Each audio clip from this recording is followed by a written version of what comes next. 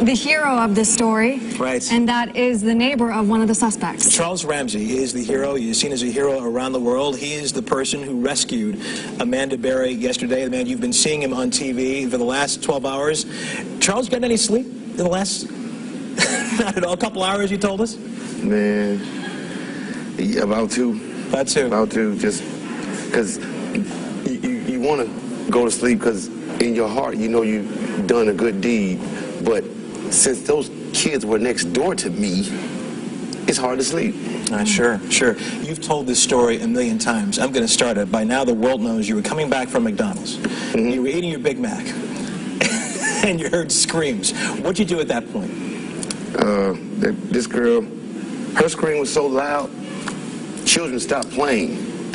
That's what made me look outside. That's how loud her scream was. So you figured a tree fell on her or something. And I went outside and I looked, and she was just kicking the door, and I look and I know there's no woman that's supposed to my knowledge, that lives next door. And like I said on the interview last night, I said, well, that ain't right. That's a white girl. There's no white family that lives here. Mm-hmm. So maybe that was his girlfriend. So I did what I had to do. She said, help me out. I want to get out of here. So like that's why I said I thought it was a domestic dispute. And keep in mind, I know Ariel. I didn't know Ariel had a girlfriend. That's why I couldn't understand how you got in the house in the first place. Wouldn't he bring you here? You know what I mean? So I opened the door, naturally, as you can see on the news, and it wouldn't, bro. He had a lock on there, and you couldn't open it. And the police had to, when they got there, they finally, got it ajar. And Amanda says, it's two more girls up there. And I looked at her, and I looked at the cop that was in the middle of the street, and he said, it's what? And she said, yeah, I am not the only one.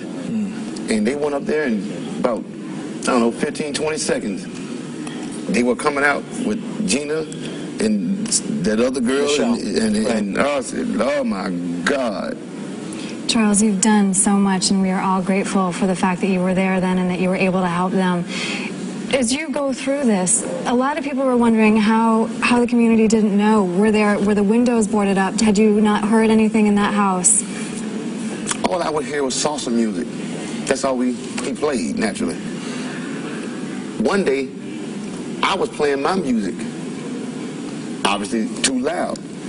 He came to my house and told me, turn my music down because I'm disturbing him. At this time, he was a bus driver. I understood that. He had to get up in the morning and go drive the bus.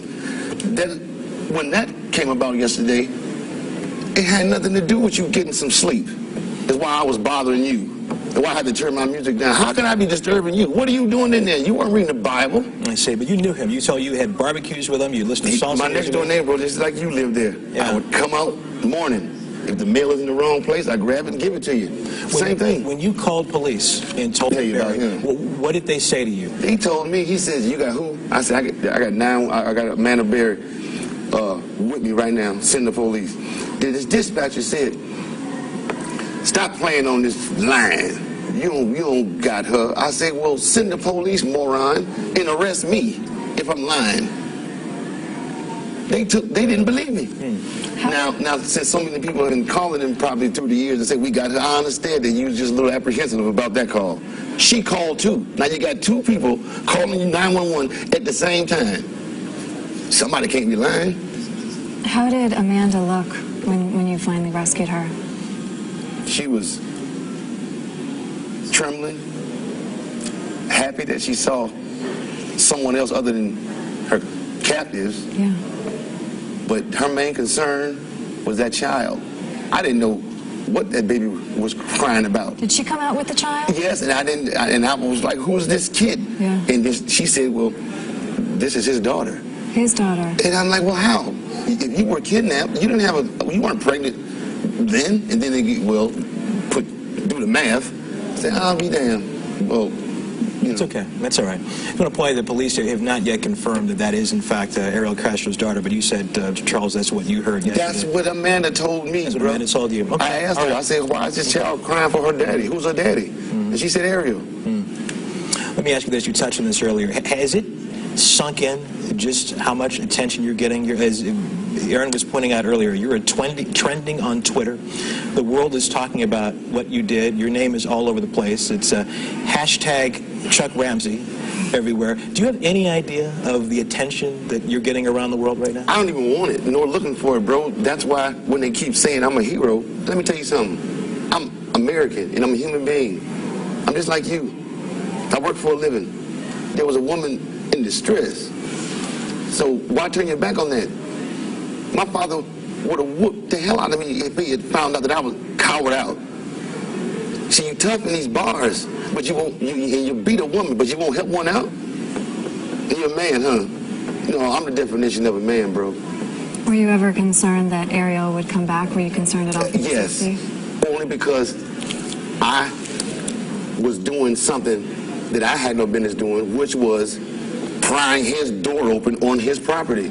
So he had every right to, you know, get in some type of altercation with me because I'm on private property. Even though I'm doing a good deed, he's still on my property. You know what I'm saying? Sure. So I was thinking about him, but at the time, and I got, you know, I wish you bring my squad with me. I got an entourage. He's got an entourage. So we weren't worried about it anyway. That's why I told the police, if we had known about this, you would have never got that call. It'd just been some corners coming, putting a white sheet over somebody, and we'd have went on with our life. Because we'd have handled that, bro. Another question that we've been wondering is whether the family or police ever went door to door in that neighborhood asking questions about, you know, whether you had seen Amanda or Gina or any of the other missing girls. Honey, I've been living on this street for a year. I'm from the east side, Richmond Heights.